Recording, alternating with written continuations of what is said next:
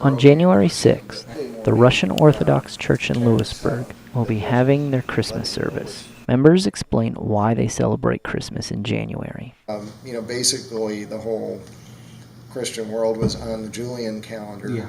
And then I think it was in 1752, I just looked this up recently because of this, that the British and their colonies switched over to the Gregorian calendar. Mm-hmm. So there are some folks, I think some Amish and conservative Anabaptist communities have stuck with the old, what they call Old Christmas, although they've tended to come over recently to the Gregorian calendar.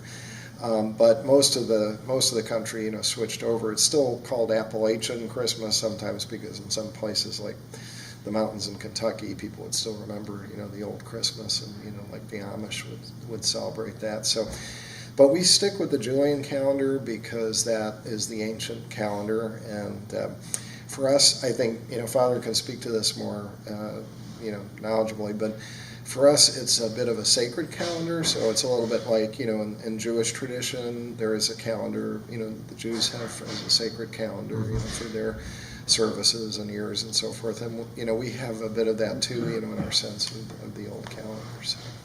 The service will be at 5 p.m. on January 6th at the Lewisburg Club. You can come. It's mostly in English. We'll have a little bit of Slavonic, and that's partly to make people feel at home who come from Slavic, backgrounds. But of course, it's our tradition too. But it's going to be Sunday, January 6th at 5 o'clock. We're going to have prayer services called Compline and a Litia service, followed by a Holy Supper, which is a tradition in the Coal region and a lot of places. Among the Carpatho-Russians and others, where there are 12 special dishes that are served, and those are served on Christmas Eve. They're fasting dishes, although they include fish, and there's a sort of a special way of preparing and eating. There's a certain way of eating garlic that I guess it's healthy.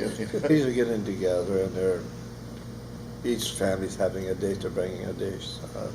I would have one lady prepare 12 dishes.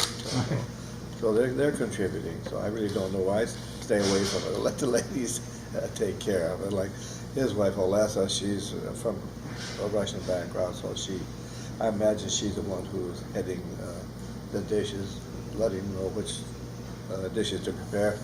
It's usually pierogi, everything is meatless, everything for this holy supper. Mm-hmm. And this is a tradition, always on the eve of the Nativity. This goes back centuries.